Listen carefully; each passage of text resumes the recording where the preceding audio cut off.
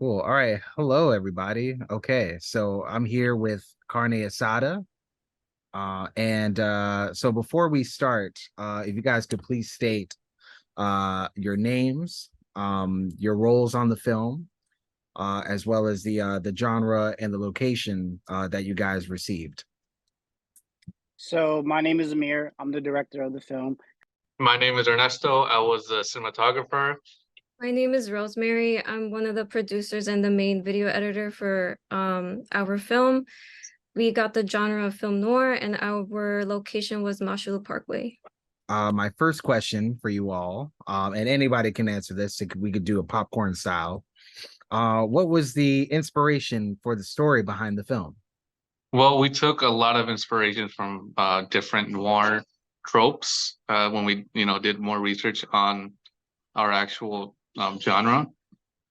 So we decided to really incorporate all those noir elements into the story, especially the murder mystery aspect to it, and try to, give it our own little twist to it. Cool. Yeah, I love how the story had kind of a mystery element to it as well. And there are all these factors that kind of almost kind of red herrings that made you think that the story was one way, but turned out to actually be another.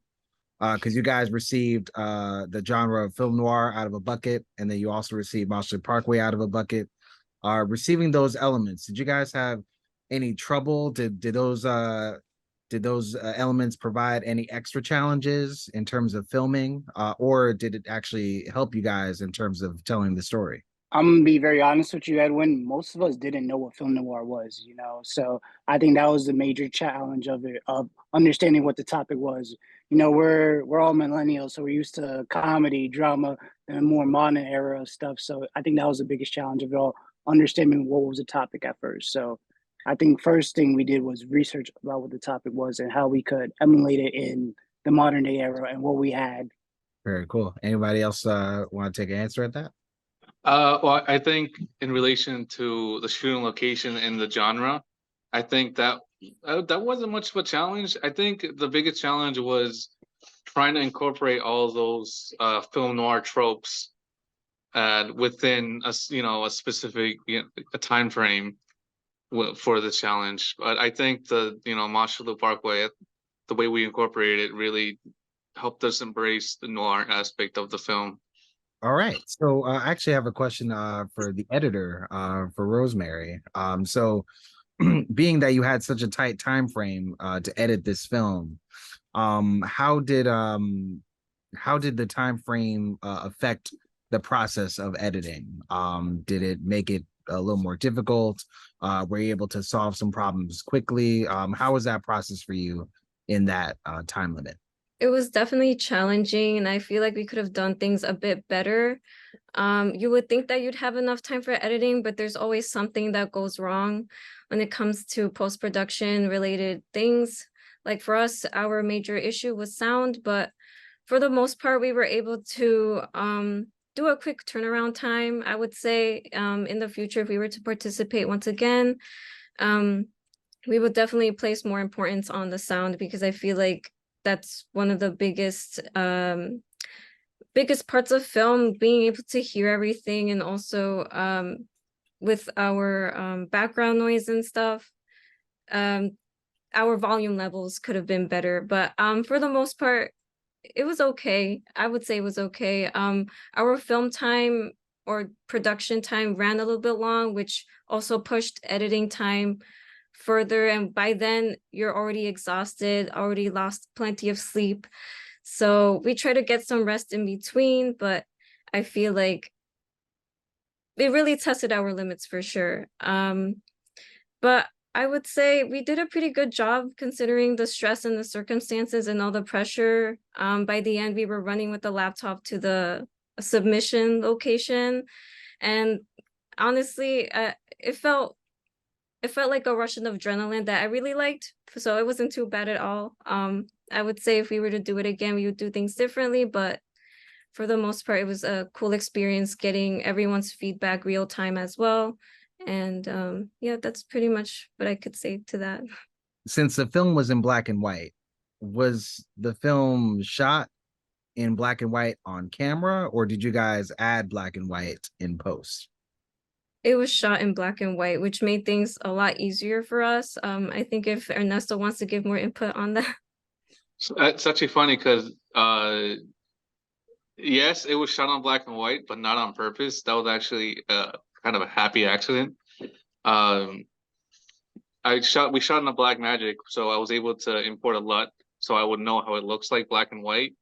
But I guess I accidentally nicked the setting where it would apply the LUT into the video, so it was all shot black and white on in camera, which worked out pretty well. Cool. And then being that you guys shot on black and white, how did that affect the lighting process? Did it make it more difficult to light the scenes because they were so dark, or how did that factor into the electric grip and electric side of things? I would say it made things a little bit easier, if anything. I think it gave me a lot more liberty and creativity with the lights, because when you're doing film noir, you want a lot of these high contrast looks. So that's what I went for. And it wasn't I wouldn't say it was a lot of intricate lighting setup. It was just more of making the scene look more interesting. In terms of the get assembling the crew, how difficult and how long did it take to assemble the entire crew? And how many members did you have on your crew? So it wasn't really that difficult, you know. I had a couple friends in mind that I knew I could contact, and we also posted a listing on Backstage. So I think about a probably about like 2 weeks or so. So we had posted a listing out for actors, and then for crew, we recruited some of my friends and some people we also knew off of Backstage. We recruited off of Backstage, so to say, yeah. And then we had a 12-person crew, including cast and crew. For my final question, um, is there any advice that you either each of you or any of you would give to the audience or anybody watching this film that may be aspiring to make their own film or participate in Bronx 48-hour film challenge in future years? So is there any advice that you would give to them to prepare? I would say definitely plan ahead. You know, one thing that I could say we did well on is planning ahead. We had our location, we had our actors, we had our cast and crew already set like a week ahead of time, or 2 months actually ahead of time in advance. So we was already prepared on that front, and I think that definitely helped us out because we didn't have to go searching for anybody, you know. And yeah, so basically plan ahead. Obviously, there was still stuff that surprised us at the end. We just were able to handle it on the fly now that we had these extra hands already on set with us. I would also say take your time in finding people that you would work really well with and find really compatible with. I think um, having people with an open mind and equally as passionate as you are about creating something amazing is definitely important to have, because that way, even if problems do arise, you are able to work together to overcome those challenges.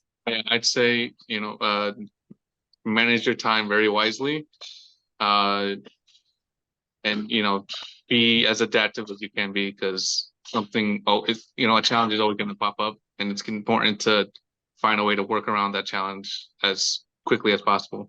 This is a moment where opportunity for you guys, if you want to give any shout outs or give any messages to anybody watching, if they're thank people or just any message or anything you want to say to the audience watching this, now's the time. I want to give a shout out to the cast and crew for participating in the challenge. Someone who is also not right here right now is Carmen Camacho Luther. She was a co-director / assistant director. And a shout out to her family. She let us use her house for filmmaking. And Ernesto's family for letting us use their house for filmmaking too. I do want to say that it was an honor getting to work with the people, the cast and the crew. It was an honor meeting them and learning from them.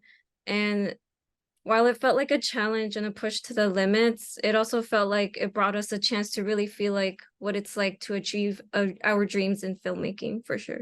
Yeah, I also want to shout out the cast and crew. We had a very dedicated cast and crew, which was very helpful and very amazing to have on set. And I just want to say You know, you learn through every shoot, you learn something new and you know, get a little bit better. So I'd say just keep shooting, keep getting that experience, and you get, you know, you'll keep growing as a filmmaker. Awesome. Sweet. I really appreciate you guys for coming on, doing this Q&A with me. And I am looking forward to, again, good luck to you guys in terms of the prizes for the judges. And I really did enjoy this film, and I hope the audience did too. So I think you guys, it seemed that you guys worked really hard, and I appreciate you guys, and thank you for participating in this year's 48-hour film challenge. The pleasure's ours, Edwin. All right. All right. Ready Thank for the next one. Ready for the next one? All right. Okay. All right. I like the attitude. All right. Thank you guys.